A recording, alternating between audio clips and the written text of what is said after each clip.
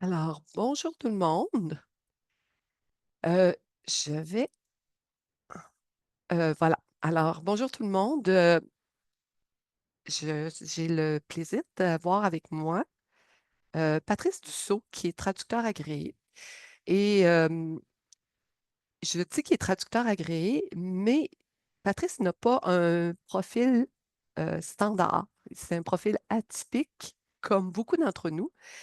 Il a fait des études, il va nous l'expliquer davantage en latin. Il a fait des études en haute études commerciales, aux hautes études commerciales. Ses parents avaient une boîte de traduction qui s'appelle Capisco. Et pour ceux qui connaissent l'italien, ça veut dire je comprends. Et puis, et finalement, il s'est orienté, après tous ces détours, il s'est orienté vers notre belle profession avec tout ce bagage-là. Il a apporté tout ce bagage-là. Et ce qui va faire que l'entrevue que nous allons avoir avec lui va refléter, est le reflet de tout ce bagage-là qu'il a intégré. Et aujourd'hui, on sait qu'avec l'intelligence artificielle, la façon de se de garder notre place parce que notre profession n'est pas vouée à disparaître comme certaines personnes nous laissent entendre. Elle est, elle est vouée à se transformer. Et pour se transformer, il faut être créatif. Alors, c'est sûr que Patrice, avec tous ces outils-là dans sa boîte à outils, ben, il est bien équipé pour être créatif. Et le message que je veux passer aujourd'hui et que je passe dans les épisodes, dans ceux que j'ai faits et dans ceux qui s'en viennent, c'est que pour continuer dans notre domaine, il faut se démarquer. C'est terminé, malheureusement ou heureusement, l'époque où on faisait de la traduction de base, là, des procès-verbaux ou des lettres administratives, des courriels et des choses comme ça, c'est de plus en plus en voie de disparition. Et il y a beaucoup de postes qui ont été abolis où le nombre de traducteurs a été réduit parce que c'est pris en charge par ChatGPT ou que ce soit Claude ou en tout cas n'importe quel robot conversationnel qui est efficace. Alors nous, on doit se démarquer de plusieurs façons, puis on va voir ce que nous propose. Euh, Bienvenue à Niki et à Philippe de WordScope. Alors, on va voir comment est-ce qu'on peut se démarquer. Je vais essayer de voir si on ne pourrait pas te voir en plus grand, parce que là, tu es tout petit. Euh, alors, bon, on va laisser ça comme ça, je ne veux pas empirer les choses. Mais en tout cas, là, je vous vois. Alors, Patrice, la première question que je vais vous poser, c'est justement tous ces trésors-là que vous mettez à contribution dans notre profession, c'est-à-dire votre parcours professionnel, votre parcours à l'université, qui est hors du commun, et votre parcours professionnel. Alors, vous avez fait des études en latin. Oui. Moi, j'en ai fait aussi, mais je suis de l'époque où on faisait ça au secondaire, au cours classique. Mais vous, ça a été au bac En fait, c'était au secondaire également, aussi? aussi, mais à mon époque, ce n'était plus standard parce que le cours classique avait pris fin, on ne le donnait plus ici. Et c'est parce que j'allais dans un collège privé et que les frères, les Sulpiciens, le proposaient. Ils proposaient un programme enrichi en général, plus le latin. Et même plus une année de Shakespeare. Donc, de secondaire 1 à 4, j'ai étudié le latin 4 ans. La quatrième année était réservée à la version. Et ça a été mon premier contact avec la traduction parce que j'ai fait la traduction régulièrement pendant les 10 mois de secondaire 4, passant du latin vers le français. Et ça, c'est pas typique effectivement dans ma génération. Et en plus, il y a un des professeurs qui a pris l'initiative de monter une classe pour élèves soit anglophones bilingues qui s'étaient inscrits dans cette école-là francophone, soit pour les francophones bilingues qui étaient déjà inscrits. Alors, ils ont formé une classe spéciale consacrée à l'étude de Shakespeare dans le texte. et j'ai passé toute ma année de secondaire 1 à étudier Shakespeare. Alors c'était une classe d'anglo bilingue, de franco bilingue et voilà. Je ne sais pas si c'est une bonne idée d'administrer un cours de Shakespeare à des enfants de 12 ans qui connaissent pas le contexte historique, culturel et politique de la période Pontano et voyons, plus grand penseur politicien de l'époque, je l'ai sur le bout de la langue, Machiavel. Parce que c'est sûr qu'à 12 ans, on ne connaît rien de tout ça. Alors, j'ai trouvé ça un peu osé. Par contre, ça a été très formateur et ça nous a fait travailler très fort. Malheureusement, ça m'a privé de mon cours de resquillage puisque je n'avais jamais eu besoin de cours d'anglais avant. J'étais déjà bilingue. Alors là, vous avez travaillé double, vous avez dû mettre les bouchées doubles en anglais. Oui, oui, j'ai mis les bouchées doubles. Oui, l'anglais du 16e siècle, c'est pas pareil. C'est pas la même chose. Moi, ce que j'avais trouvé intéressant dans le latin, mais je m'en suis rendu compte plus tard, c'est qu'on découvre, ça m'a fait découvrir les déclinaisons. On peut le découvrir par l'allemand, on peut le découvrir qui est une langue moderne, on peut le découvrir par le grec, ceux qui ont fait du grec aussi, mais on se rend compte que c'est tout le côté, qu'on jongle avec des concepts. Moi, ça m'a fait prendre conscience qu'on jongle avec des concepts, et c'est ce qu'on fait en traduction, généralement, pour passer d'une langue à l'autre. On ne travaille pas avec le lexique ou la grammaire, ça, c'est à la fin qu'on fait ça, là. Alors, ça, j'ai trouvé que c'était quelque chose de fort intéressant. Puis ensuite, vous avez fait les hautes études commerciales. Oui, après un très savoureux baccalauréat en histoire que j'ai adoré du début à la fin, je suis allé au HEC et j'ai étudié finance et management, comme le programme s'appelait à l'époque. Et ça m'a permis d'entrer dans le milieu du travail dans ce domaine-là. J'y suis resté quelques années. Je suis devenu cadre, mais je ne me sentais pas à ma place et j'étais très malheureux. Et comme j'avais déjà travaillé pour mes parents dans leur bureau de traduction et que j'avais aimé mon expérience de version latine, je me suis dit: «Je vais mettre à profit cette expérience-là et mes lectures depuis toujours pour me lancer en traduction». Alors, vous avez raison de dire que j'ai pas un parcours typique parce que je n'ai jamais étudié la traduction. Par contre, j'ai beaucoup écrit dans ma vie parce que dans le cadre de mon premier baccalauréat, celui en histoire, j'ai dû, remettre des rapports de recherche, qui m'avaient demandé de rédiger 600 pages en 3 ans. Alors, comme j'aimais beaucoup, beaucoup la plume et que je maîtrisais l'anglais depuis longtemps, je me dis: «Je peux me lancer dans un domaine qui est, lié soit à mes études, soit à un domaine soit à des connaissances plus générales» et puis c'est comme ça que j'ai commencé et d'ailleurs en 1999, le premier bureau de traduction qui m'a donné, une chance, m'a fait passer un test et ensuite j'ai rencontré la présidente qui m'a dit justement la même chose que vous avez un parcours atypique, mais elle dit: «Là encore, dans notre profession, personne n'a vraiment de parcours typique». Ça, c'est vrai. Tellement de gens ont passé par d'autres chemins que celui du bac en traduction. Ça, c'est exactement ça. Et ça vous a amené donc à travailler à temps plein en traduction. Et là, je vais partir d'un épisode que j'ai eu, en fait, une entrevue que j'ai eue avec M. Barabé, Mmh. qui, ici, autour du traducteur, la première saison, le 7e épisode, et il évoquait le fait qu'actuellement, la traduction est un métier qui échappait à la loi de la gravité en économie. Et c'était, autrement dit, donc on était à ce moment-là en pleine pandémie quand M. Barabé est venu nous en parler. Et il faisait, à ce moment-là, il y avait un taux d'inflation de 26,5, un taux d'inflation incroyable, des pénuries de personnel.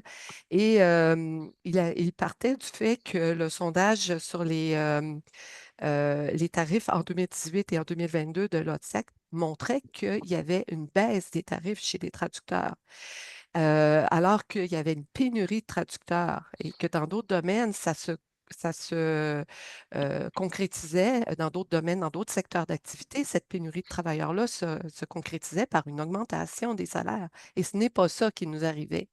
Et puis vous, si on repasse même avant ça, même avant la pandémie, c'était déjà comme amorcé ce problème-là. Comment vous avez, à partir de peut-être des années fin de 90, 2000, 2010, qu'est-ce que vous avez vu là avant la pandémie qui s'installait tranquillement pas vite? Oui, on est passé d'une demande énorme pour une masse de traducteurs énorme qui, malgré sa taille, n'arrivait pas à répondre à la demande, quand je suis arrivé en 1999 et j'ai remarqué un premier choc, quand au moment de la crise économique de 2007-2008, la crise, mondiale du système bancaire et des subprimes. Ce qui m'a sauvé, c'est qu'un client de longue date, un bureau de traduction de Montréal, m'a téléphoné pour, m'offrir de traduire, un programme universitaire en entier en gestion et ce que j'ai en gestion de la chaîne d'approvisionnement et c'est ce que j'ai fait. Ça m'a occupé à temps à peu près plein pendant les 2 années qui ont suivi. Alors, je n'ai pas subi les contre-coups de cette crise-là. Après, je suis revenu à mes sources de travail régulières, donc les autres bureaux de traduction, quelques clients directs, tout au plus et j'ai remarqué que la demande était encore là, puis j'arrivais à m'occuper en temps à peu près plein, mais vers 2013-14, je trouvais que la demande avait ramolli un peu et que je cessais de refuser du travail 52 semaines par année. J'en refusais moins souvent.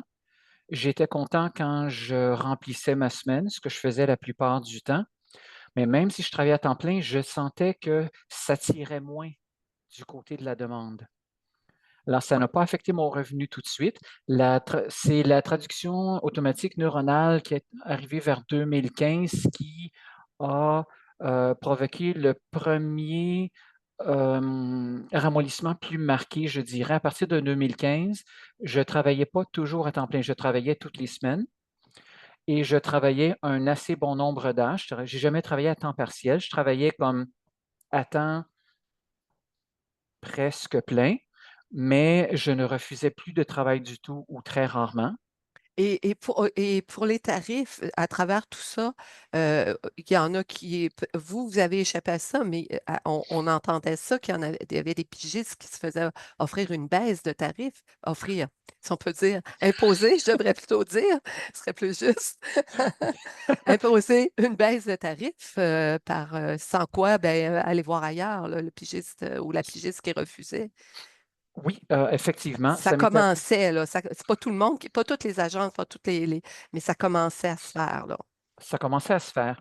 J'ai remarqué que les tarifs ont plafonné vers 2005 et puis, grâce à des conversations que j'ai toujours entretenues avec des collègues ou des patrons de petits bureaux de traduction, j'ai pu obtenir une vue d'ensemble de notre profession et de ce qu'on pouvait prévoir et j'ai remarqué qu'il ne convenait plus après 2005 de demander une augmentation de tarifs, Oui. alors que l'inflation continuait de progresser évidemment comme elle le fait année après année. J'ai remarqué ça d'une part, hem, oui, ensuite après 2015 quand la traduction automatique neuronale est arrivée, Mhm. Heu, un de mes principaux clients, un grand bureau de traduction, m'a demandé d'accepter une baisse de tarif d'un sou le mot, sans quoi il ne pourrait pas me garder parce que, on m'a raconté qu'on n'aurait plus les moyens de me payer et que les clients refusaient de payer les mêmes tarifs que jusque-là. Alors, j'ai accepté temporairement et par contre, le tarif d'urgence, lui, il est demeuré. Dans ce Là, bureau on s'entend travailler le soir et les fins de semaine. Tarif soit d'urgence. soit fin de semaine ou même pendant les heures de bureau où on dit: «Peux-tu tasser tout ce que tu as en ce moment pour, prendre notre texte, le traiter en priorité et nous le traduire, le réviser, nous le retourner dès que vous êtes capable». Il y avait toujours une prime pour ça. OK. Donc, est-ce que les urgences se multipliaient? Est-ce qu'il y avait plus d'urgences? Non, il y en a pas il y en il y Pas, avait pas pas plus. OK. Mais la prime le était là. la prime est restée, le nombre d'urgences n'a jamais augmenté ni diminué, c'est la prime qui est restée. Mhm. Les bureaux de traduction offraient souvent 2 sous le mot pour la prime. Des fois, c'était plus. Une fois, j'ai eu une hausse spectaculaire. Une seule fois dans ma carrière, c'était bien avant. Mais à partir de mais ce que je trouve curieux, c'est que jusqu'à tout récemment, les entreprises clientes des bureaux de traduction comme des pigistes directement avaient toujours été prêtes à payer une prime pour des urgences quand c'est nous qui les traitions.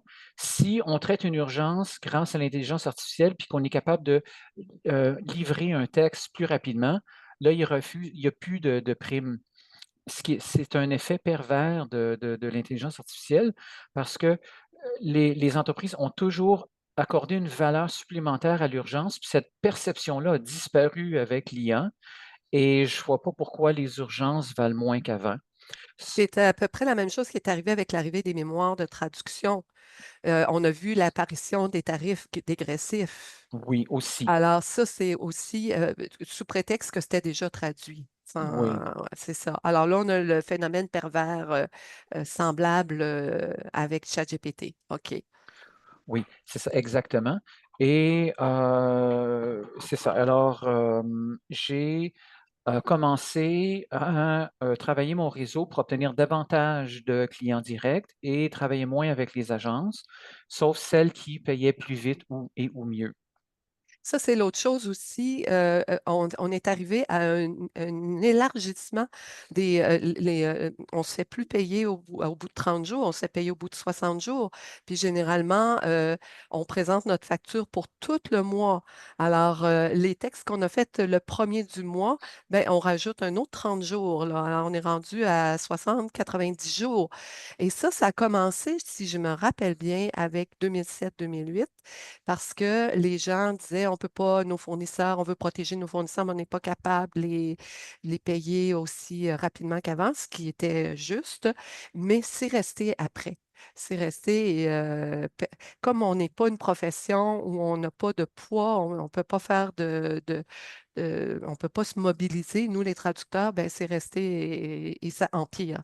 Parce qu'au début, c'était vraiment 60 jours ferme, puis à un moment donné, ils ont trouvé le truc, la facture sur un mois. Là, Oui, Fait que, ouais, ça aussi, c'est une autre chose qui s'est rajoutée. effectivement et je trouve ça dommage que je comprends l'argument pendant 2007-2008, Oui, moi aussi. mais je trouve ça dommage qu'on ne l'ait pas mis de côté à partir de 2009 parce que cette Mm, urgence-là n'existait plus. c'est ça. Alors, ça, j'ai pas trouvé ça très droit. Et puis c'est pas normal. Un service en comptabilité pour les gens qui nous écoutent, qui ont peut-être écouté la comptabilité, étudié la comptabilité, hem, on paie pour un produit à un fournisseur à 30 jours parce que ça correspond à peu près au délai au cycle de vente du détaillant, par exemple. Alors le détaillant après son grossiste aux 30 jours. Par contre, un service est utilisable maintenant, que ce soit un service de Oui, langagier ou un autre type de service financier, peu importe. On paie sur réception de la facture parce qu'il n'y a pas de délai avant son utilisation et sa monétisation. Alors, il n'y a rien sur le plan comptable qui justifie le paiement à 30, 60 ou 90 jours des pigistes qui, en plus, sont travailleurs autonomes, qui n'ont pas les avantages sociaux et qui comptent sur leurs revenus pour bâtir leur propre portefeuille de retraite. effectivement. Effectivement. Alors là, on est rendu donc au bout, à peu près, vers quelle année on était rendu? 2015, là, l'arrivée de la. 2015, C'est oui. ça. OK. Donc, et là est arrivé 2018, 2019, 2020. Ça. Et 2022. Oui, c'est ça, de 2015 à 2022, il y a comme, j'ai remarqué que je travaillais encore à temps plein, mais la demande continuait de ramollir et je ne sais pas pourquoi. Je travaillais, mais à temps un peu moins plein et il y a personne qui donnait d'explication. On ne savait rien et si j'étais pas au téléphone avec des contacts bien avant LinkedIn, pour faire le tour, de la profession, de l'industrie, je ne savais pas ce qui se passait. Et les bureaux de traduction n'expliquaient jamais, que la traduction automatique neuronale est arrivée, qu'il y avait ci, qu'il y avait ça. On connaissait bien sûr les, mémoires de traduction depuis longtemps. et la tarification, le tarif dégressif, malheureusement. Pardon. Mais de 2015 à 2022, le ralentissement s'est poursuivi de façon très graduelle, très lente. Et c'est l'arrivée de ChatGPT en novembre 2022 qui a fait basculer les choses et qui a marqué un réel point de rupture. Parce que l'intelligence artificielle existe depuis très, très longtemps. En fait, les Oui. premières formes d'intelligence artificielle, on en a mis au point là, il y a plusieurs décennies, mais leur application était très limitée.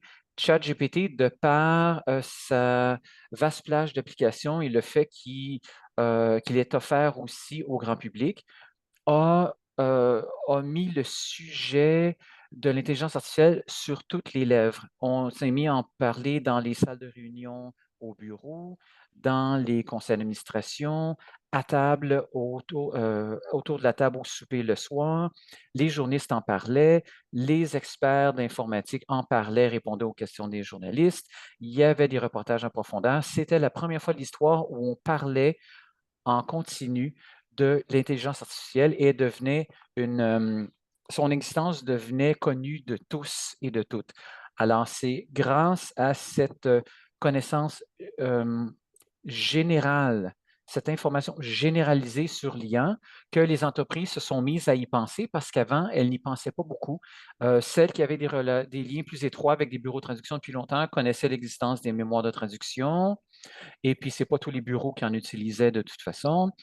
Mais quand ChatGPT est arrivé et que la conversation s'est généralisée dans la société, dans toutes les sphères de la société, c'est là que les entreprises se sont mises à penser, si c'est pratique, on va enfin pouvoir économiser en automatisant cette tâche-là qui nous a dérangés parce que c'est un processus de plus à la fin de notre processus de création de contenu. C'est un délai de plus, c'est une dépense de plus. Alors, enfin, on va pouvoir la faire traiter comme si c'était rien et payer le moins possible. Et ce À que cela, je rajouterais aussi qu'avant que ChatGPT arrive, on avait déjà le problème que tous pas les LLM, mais les outils d'aide à la traduction étaient faits par des développeurs qui ne faisaient pas du tout appel à des traducteurs ou à des langagiers. Alors là, on s'est fait aussi imposer. J'allais dire offrir, mais je dirais, j'oserais pas dire ça. imposer. Imposer la post-édition qui est un bon, c'est logique, c'est un bon processus en soi, mais quand c'est développé par des gens qui ne voulaient pas faire appel à des traducteurs, j'ai eu dans mon balado un représentant de Mila, un chercheur, je lui ai posé la question, j'ai dit pourquoi est-ce que les développeurs ne faisaient pas affaire avec des traducteurs ou des interprètes ou des langagiers quelconques? C'est que ça faisait baisser, ça faisait ça majorait de 30 leur facture de développement. Alors, ils préféraient développer leurs activités, leurs applications. Après ça, avec les possibilités de faire de la publicité, on sait que Google et compagnie ont des gros budgets publicitaires et ils pouvaient faire miroiter les avantages qui n'étaient pas tout à fait au rendez-vous à tous leurs clients qui ne connaissaient pas la traduction. Alors, ça aussi, c'est venu et là, ChatGPT est venu après ça, en rajouter une couche. Alors, on a du mal à faire notre place dans tout ça. Effectivement. Par contre, il y a un développeur qui a pris en compte les professions langagières dans l'élaboration de sa plateforme, et c'est Philippe Mercier, ici présent, parce que Philippe, que je connais très bien, salut Philippe, c'est quelqu'un qui a travaillé dans le domaine de la traduction pendant 25 ans. Alors, il a apporté toutes les préoccupations des langagères et des langagiers, et il les a appliqués à l'élaboration de sa plateforme. C'est pour ça que c'est mon outil d'aide à la traduction préféré. C'est celle dans laquelle je me sens encore moi-même, encore traducteur, encore humain en charge, encore la personne qui prend l'IA, c'est un outil et ça prend quelqu'un pour tenir le manche. Mais c'est dans WordScope que j'ai l'impression de tenir le manche puis d'être en contrôle. Alors, Effectivement. Alors, Philippe Mercier a répondu, aux attentes des langagières et des langagiers. Alors merci beaucoup, Philippe et Mais malheureusement, Philippe n'est pas encore assez connu. Merci d'être avec nous. Puis j'espère qu'on on va te faire connaître à d'autres traducteurs au Canada. Parce Ben, que merci de m'accueillir et d'en parler avec enthousiasme. Et ça me fait vraiment plaisir et ça me touche. Merci et merci à tous les deux. plaisir. je suis tout à fait d'accord. Mon Wordscope, c'est mon préféré. C'est mon outil préféré. Alors ça, c'est des solutions. Et tu as d'autres solutions aussi. Comme d'intégrer les traducteurs et les traductrices à la création de contenu, parce qu'il y a beaucoup de malentendus qui naissent du fait que le pigiste est le dernier à voir le texte.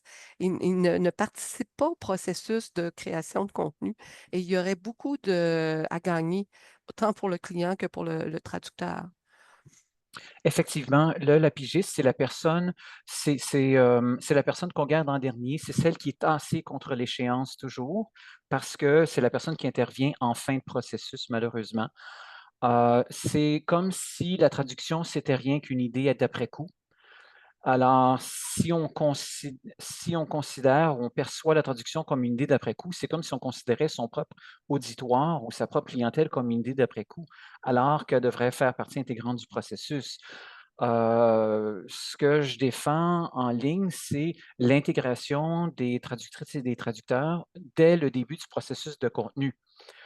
Alors, quand il y a des instructions sur la rédaction, par exemple, peu importe ce que c'est, un plan de communication, une campagne de sensibilisation, ça peut être un site web, et cetera, que les instructions soient partagées aux langagiers de toutes les langues en même temps. Bon, au Canada, c'est français-anglais, mais en Mhm, Belgique, c'est français, néerlandais, allemand, par exemple. Alors que les traductrices, traducteurs, bon, prenons la Belgique comme exemple, que les néerlandophones, les germanophones et les francophones travaillent ensemble et qui rédigent selon suivant les mêmes instructions ou le même plan de rédaction. Alors, ça serait beaucoup plus simple comme ça. Ou que si le document est déjà rédigé une fois dans une première langue, qu'on le fasse traduire avant de penser à l'impression, à la mise en ligne, à ci, à ça, pour que la traductrice ou le traducteur ou l'équipe de traduction ait accès aux collègues qui ont rédigé, ait accès au chef de projet, ait accès au cadre supérieur qui gère l'ensemble d'une campagne ou d'un plan ou peu importe, pour avoir accès à l'information source plus proche, plutôt que de passer, quand on est en fin de processus, par un questionnaire terminologique dans lequel on s'adresse à une personne en charge des communications qui n'était pas dans le processus, qui n'a pas fait partie qui n'a pas participé au processus de rédaction et qui va demander à l'interne les réponses à mes questions de terminaux. J'aurais préféré m'adresser aux personnes qui sont engagées dans le projet, tout à d'avoir fait des... juste. Oui, alors, D'ailleurs, ici, Philippe me fait un commentaire. Je me permets, c'est ce que Donald Barabé avait expliqué dans la rédaction des textes de loi au Canada. Si je me souviens bien, parce que ça, c'était un problème très important, parce que les lois, étant donné que la façon de concevoir une loi en français est différente de l'anglais, ça ne correspondait pas ligne par ligne, là. Alors, je pense que Donald avait eu justement quelques coups de téléphone de certains hauts placés qui étaient outrés de voir que ça ne marchait pas comme ça, puis il a dû leur expliquer que le français ne fonctionne pas comme l'anglais et vice-versa. Donc, c'est ça. Donc, on peut arriver à des choses comme ça, là, comme dans les textes de loi. Donc, on peut arriver à des langues qui sont beaucoup plus longues. Une chose que j'ai découverte, j'ai assisté à un congrès virtuel sur l'interprétation simultanée et l'intelligence artificielle. Ils ont aussi des applications qui interprètent simultanément. Et j'ai vu que le chinois, c'est beaucoup plus court que l'anglais. Moi, je pensais que c'était à peu près la même chose. C'est peut-être 4-5 lignes d'idéogrammes, puis une page complète de mots en anglais. Alors, j'imagine que si on travaille comme ça, des Chinois avec des Anglais, ça doit demander une collaboration particulière, là. Effectivement, très particulière, des gens qui ont une longue expérience, qui sont très, très allumés et qui ont un sens aigu de l'observation et qui sont capables de cerner toutes les nuances à exprimer. C'est l'interprétation simultanée, c'est quelque chose d'extrêmement difficile. Ça Mhm. prend une connaissance plus qu'intime de chacun des domaines traités et ouais, c'est ça, l'intelligence artificielle en interprétation, on fait beaucoup d'essais, c'est rarement concluant. Des fois, on arrive à de l'approximation, heu, mais est-ce que, par contre, ça demeure froid. Même si l'interprétation, l'intelligence artificielle arrive à un résultat linguistiquement correct, il y a aucune intonation, il y a aucune voix, il y a pas de si on était censé transmettre une émotion, il y en avait pas. S'il y en avait une blague dans un texte, il y en a pas, hem, et cetera. Elle Alors n'est pas capable de demander non plus de précision. Un interprète humain, s'il n'a pas compris, il va poser une question en cours d'interprétation. L'intelligence artificielle est dépourvue d'éthique. Et puis, c'est ça, elle a pas d'émotion, puis je pense pas qu'elle en ait non plus. Alors, en fait, ce qui ressort de plus en plus, c'est que l'intelligence artificielle, elle a les mêmes défauts que les êtres humains qui la conçoivent. C'est plus comme ça, pour l'instant, parce qu'on travaille en concevoir une meilleure qui va être loin des défauts des êtres humains.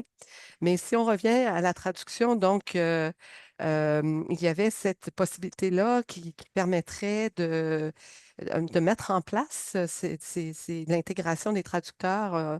Je trouve ça très, très intéressant. Et puis aussi penser à d'autres sortes de rémunération. On a parlé de la rémunération au mot, puis on a vu comment ça a évolué, même de façon à appauvrir les traducteurs. La rémunération à l'heure, on en parle de plus en plus. oui, Est-ce oui, que... oh pardon. Non, vas-y, OK, allez-y. parfait. Non, là, c'est pas oui, effectivement, le tarif au mot, en plus d'avoir plafonné il y a environ 20 ans, a subi en plus l'effet du tarif dégressif, ce qui fait que, dans bien des cas, on verse un demi-tarif on verse à des traducteurs, traductrices d'aujourd'hui, la moitié du tarif de 2005 pour un travail qui est plus long que si on traduisait à partir d'une feuille blanche. C'est ça. Alors c'est une double perte de revenus. Essayez juste d'imaginer vos propres gouvernements s'adresser à un syndicat de la fonction publique, que ce soit les infirmières, les enseignants ou les médecins, et imaginez un de nos ministres en train de demander à un syndicat: «Êtes-vous prêt à accepter votre salaire de 2005, puis en plus on va le couper de moitié?» On sait tout de suite ce qui arriverait. Comment ça se fait que est-ce que oui, effectivement, on paralyserait un Absolument. La société serait... oui. oui, effectivement. Mais pourquoi est-ce qu'on se permet de le faire aux traducteurs et aux traductrices? Je comprends l'idée des bureaux de traduction il y a plusieurs décennies qui se sont dit, heu: «Oui, il n'y a pas 2 textes qui ont la même taille. C'est sûr qu'un texte de 100 000 mots, ça va être plus long à traduire qu'un texte de 5 000 mots». C'est vrai, mais ça ne tient pas compte de la difficulté de la recherche, des fois de la réflexion, surtout quand le texte devient un peu plus créatif, qu'on s'approche du marketing. J'ai déjà passé 40 minutes sur un titre, par exemple. Alors, gagner 40 sous pour 40 minutes, ça n'a pas de sens. C'est pour ça que le tarif à l'heure a un sens, parce qu'il permet de couvrir toutes les recherches terminologiques, les échanges de correspondance portant sur la terminologie avec le client. Il y a le travail de réflexion. On n'est pas toujours en train de taper quand on traduit. Des fois, une phrase est mal structurée, on est obligé de s'en remettre au contexte ou à un effort de réflexion pour comprendre ce que l'autrice ou l'auteur a voulu dire, et cetera. Puis c'est long, ça.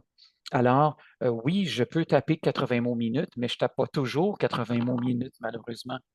Je passe des longues minutes Absolument. souvent, oui, à réfléchir, et des fois, il y a des fois, il faut refaire la structure, ça ne fonctionne pas en anglais, il faut inverser des propositions. Heu, c'est long ce processus, ce mental-là quand même et ensuite on se révise, on reprend le texte, on fait une relecture comparée, on fait intervenir nos connaissances en stylistique comparée et ensuite il y a une dernière relecture et ensuite, on livre au client. Si le client a des questions, on est encore présent pour répondre aux questions. Si le client veut apporter des changements, on l'écoute. On apporte les changements, on retourne, on demande de relire. Aimez-vous les changements? Ah oui, là, c'est à mon goût, parfait. Là, on prépare la facture, c'est du temps, on envoie la facture. Oui, avez-vous bien reçu la facture? Oui, bon, mais c'est parfait, merci.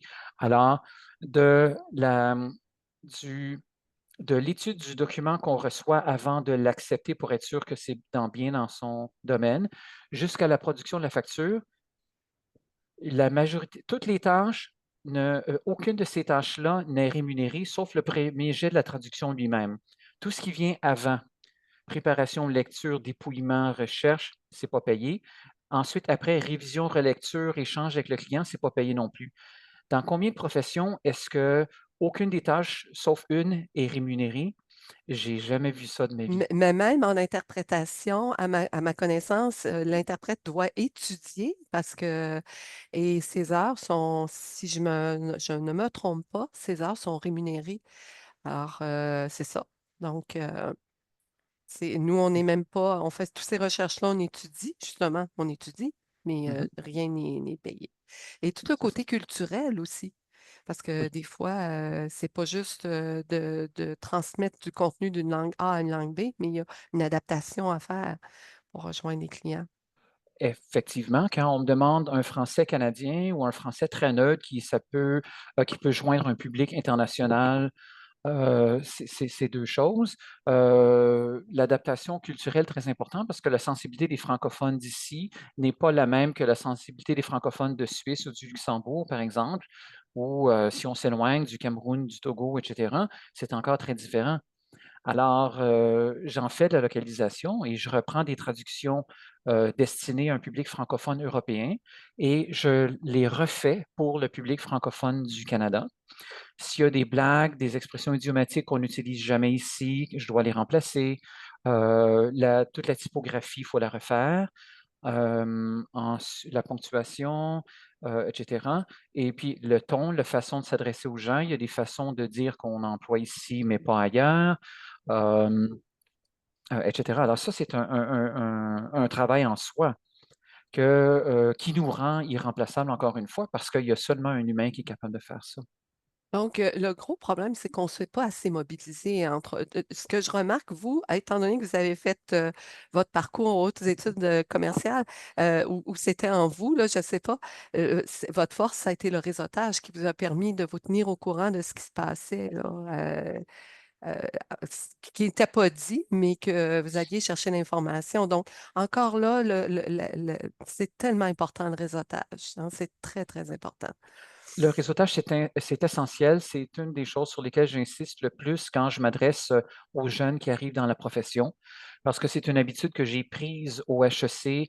Parce que quand j'étais au HEC, j'étais membre du conseil de l'association marketing, j'étais membre du conseil de la coop étudiante, j'ai été vice-président d'une autre association et on organisait des activités de réseautage avec des entreprises qui souhaitaient se faire connaître, des futurs diplômés, par exemple. Alors, j'ai gardé cette habitude-là après, quand je suis devenu traducteur, après mon cours, mon court parcours dans le monde des finances. Quand je suis devenu traducteur, j'ai commencé à faire ça. On se réunissait 6, 8, 10 personnes autour d'une table régulièrement à Montréal. On lunchait ensemble et on parlait de tout ce qu'on voyait, tout ce qui venait. Il n'y avait pas d'ordre du jour, juste on partageait. Exactement. C'est les rencontres les plus efficaces, je trouve. C'est là qu'il sort des choses vraiment extra. Au lieu d'avoir un thème, aujourd'hui, on va parler de ça. Là, c'est vraiment, je suis d'accord avec ça. Ah, c'est fantastique. Oui, c'est fantastique. Ça me permettait de voir venir les choses dans une certaine mesure.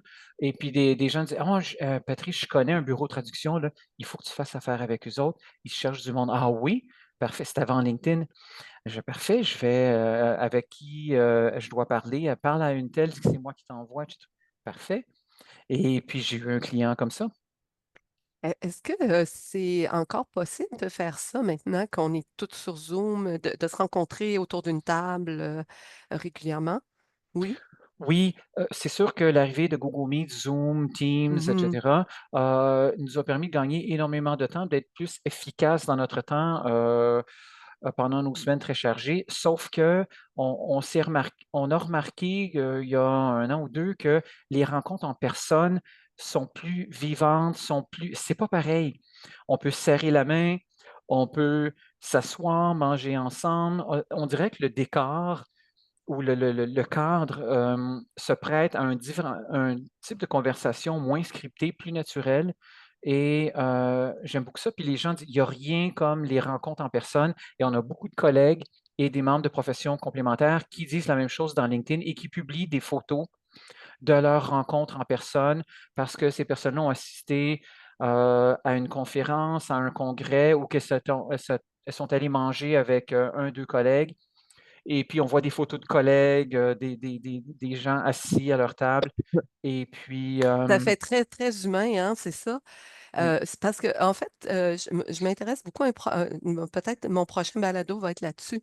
Je remarque que les traducteurs sont paradoxalement des travailleurs de la communication, on s'entend là-dessus, des professionnels de la communication, mais mhm, ont du mal à se retrouver ensemble.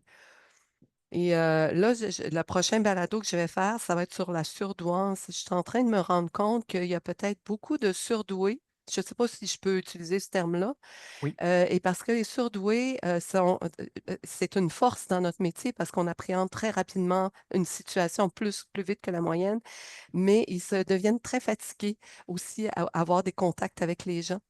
Je suis en train de penser que ça peut être, je ne dis pas que tous les traducteurs sont des surdoués, mais c'est comme si c'est comme les chercheurs aussi, là, on va dire, les chercheurs universitaires, mais ils sont bien dans leur, et pourtant, ils auraient avantage à réseauter, mais ils sont bien avec leur laboratoire, les quelques adjoints.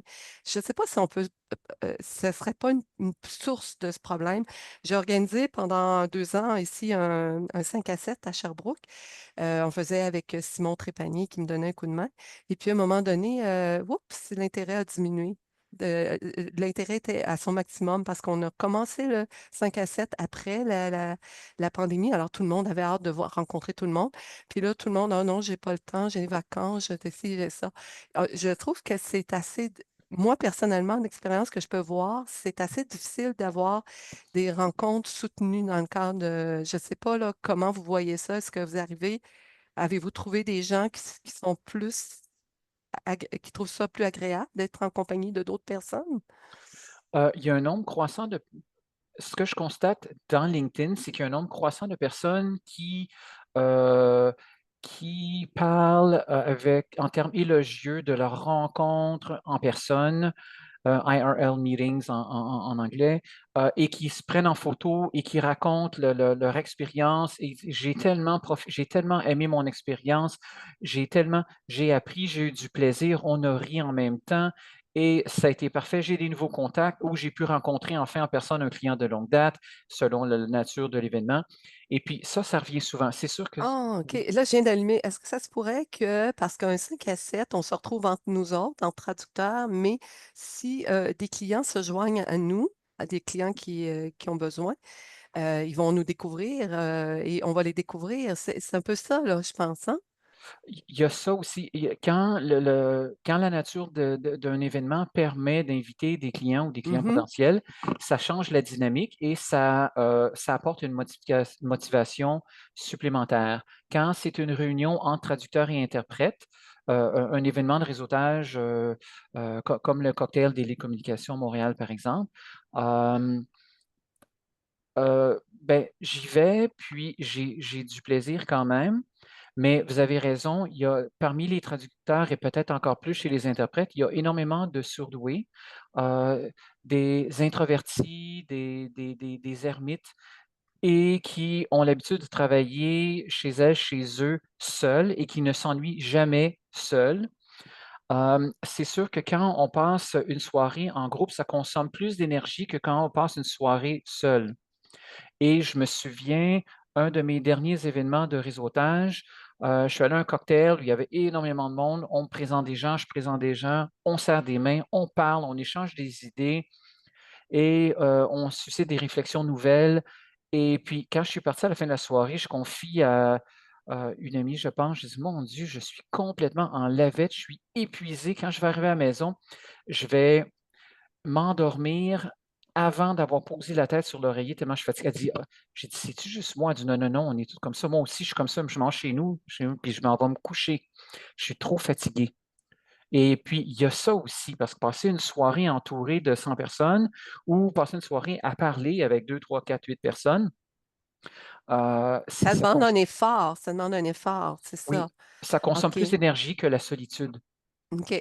Et puis Mais comme oui, puis on est-ce n'a pas que ce oui, est-ce que vous pardon. sentez par contre, une fois votre période de fatigue passée, le lendemain, que vous êtes, revigoré et que vous avez, que là, vous sentez une nouvelle énergie, de nouvelles idées, c'est Oui, et ça, vous hein? avez raison. C'est comme un entraînement où on aurait de la courbature aux muscles, puis 3 jours plus tard, les muscles sont plus forts, mais la douleur est partie. Mais c'est un peu la même chose. Vous avez tout à fait raison.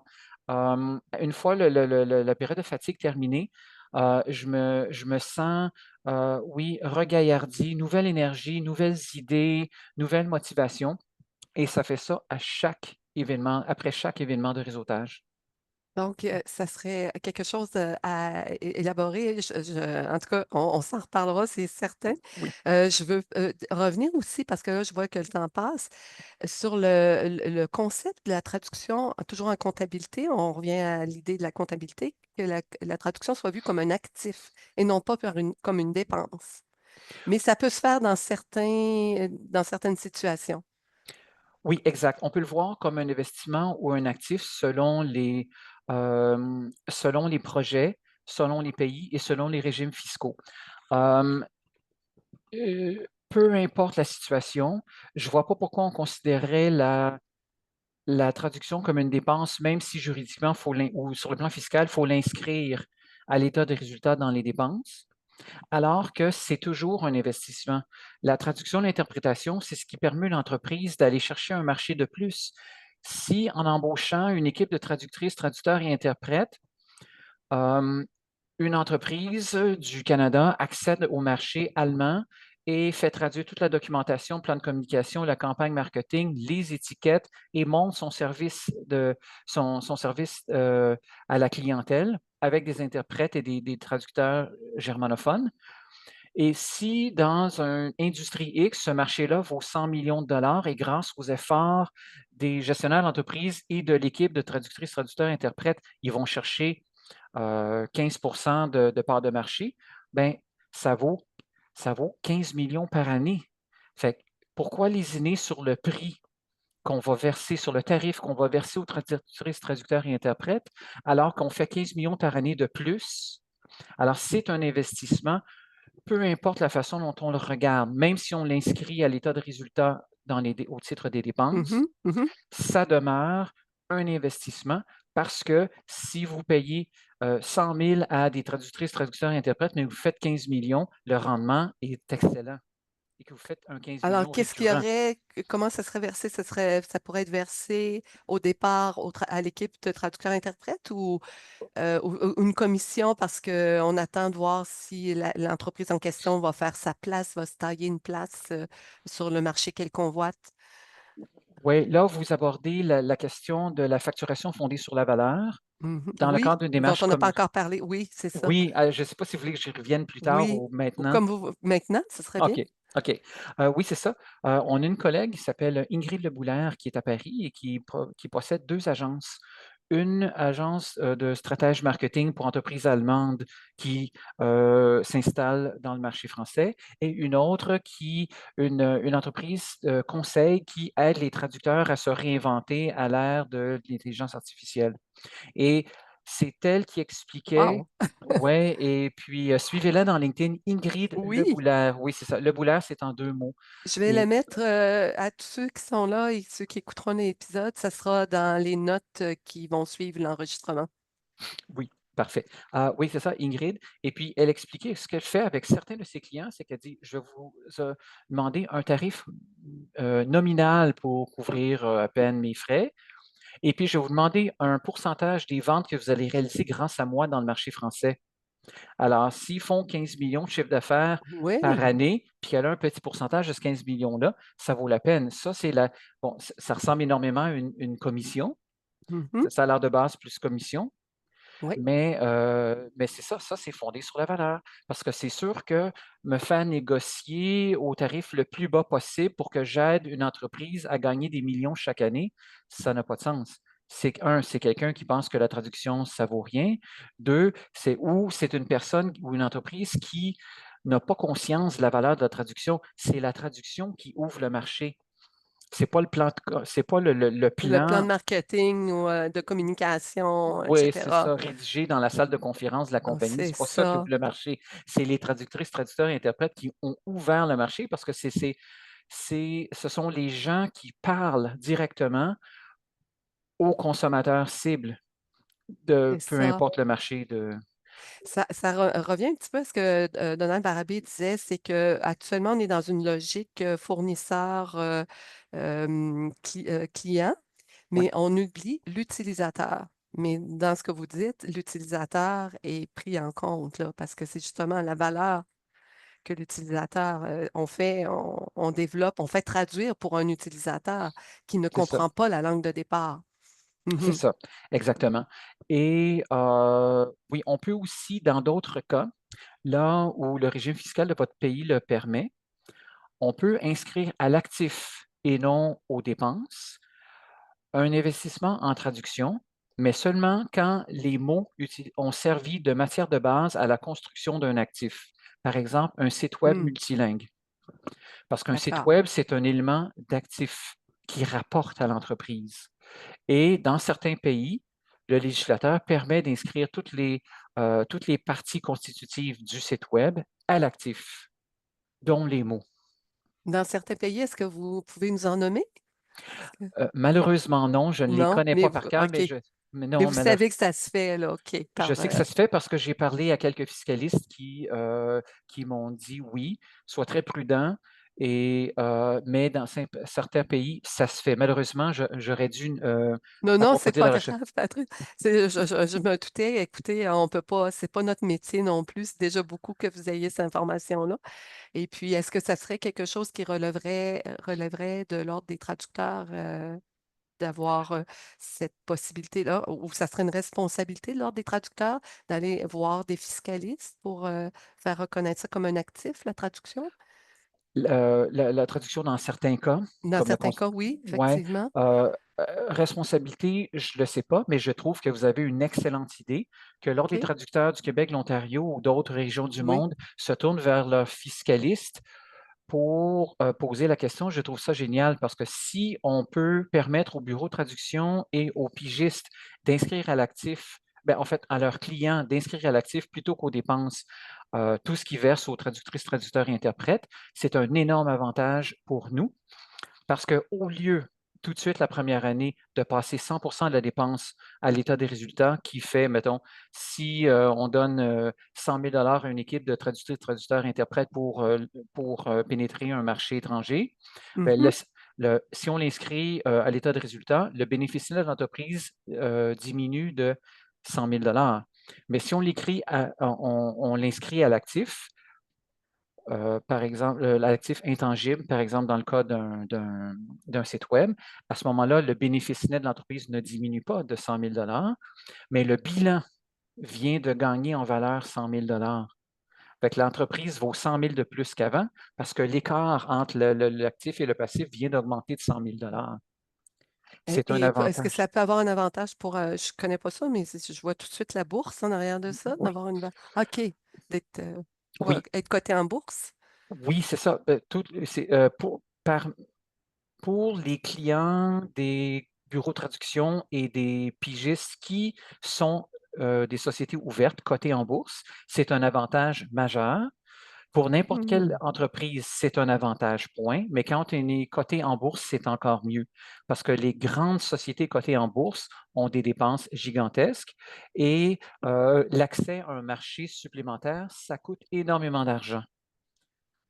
Pas seulement parce que on fait monter un site web, mais parce que, par exemple, faut donner une nouvelle antenne à ces chaînes d'approvisionnement, parce on a besoin de modifier un produit, par exemple, pour l'adapter à un nouveau Hmm. marché. Ça peut être les canaux de distribution. Là, les canaux de distribution sont tout nouveaux parce qu'avant, on n'était pas présent dans le marché X. Mhm. Là, alors, tous ces projets-là coûtent une fortune. Et il y a des choses qu'on inscrit aux dépenses, il y a des choses, si on peut les capitaliser, les inscrire à l'actif, on le fait, mais tout ne s'inscrit pas à l'actif. Mais je trouve qu'il y a là une occasion de poser la question aux fiscalistes de nos pays respectifs. Et si les ordres de traducteurs du Canada et de l'étranger font cette démarche, je pense que ça peut aider beaucoup leur cause et ça peut aider à ramener les entreprises de notre bord et à commencer à nous trouver un peu plus intéressants plutôt que toujours nous considérer comme une idée après coup. C'est ça. Ça serait, et en fait, on est considéré comme dérangeant, puis Oui. effectivement, on est considéré aussi de notre côté comme ayant la principale responsabilité de protéger la culture francophone dans une mer d'anglophones. Ça, c'est sûr. Puis de protéger la sécurité, ça va toujours rester qu'il y a certains textes qui doivent être très, très bien traduits, sans quoi la vie de certaines personnes pourrait être menacée. Mm. Puis la dernière chose que je verrais aussi, c'est tout, en terminant, les nouvelles technologies, la recherche et développement qui va très, très vite et ça prend des êtres humains pour bâtir la terminologie, bâtir les formulations dans les nouveaux domaines de recherche. Et que c'est pas l'intelligence artificielle. L'intelligence artificielle, elle est toujours en arrière de nous, que je dis à certaines personnes, parce qu'elle prend ce que nous, on a déjà fait, les êtres humains. Elle ne crée pas vraiment. Alors, je pense qu'il faut aussi penser à ça, là. Alors, ben, je vous remercie beaucoup, Patrice. Est-ce que avez-vous un mot pour la fin? Un mot pour la fin. Euh, euh, oui, il y a de l'espoir, il faut se faire connaître, il faut continuer de défendre la valeur qu'on apporte à nos clients, que ce soit des gouvernements, des ONG ou des entreprises privées. Euh, Faites affaire avec des consultants marketing pour qu'ils vous enseignent la conception-rédaction. Si je ne travaillais pas avec ma consultante marketing, Sylvie ne me connaîtrait pas et ne m'aurait jamais invité à C'est son vrai? émission aujourd'hui. C'est vrai, je n'aurais pas tous ses abonnés dans LinkedIn. C'est grâce à elle. Et puis, c'est une sommité en matière de marketing, de construction d'images de marque et d'autorité. Et je vous la recommande très chaleureusement. Elle s'appelle Deborah Prossomeriti. Je On pourrais va taper. mettre ça. Oui. Oui, Oh, vous pouvez le taper dans le chat. oui, attendez. Pendant que vous faites ça, moi, je peux dire que j'ai été, on dit en anglais, flabbergastée.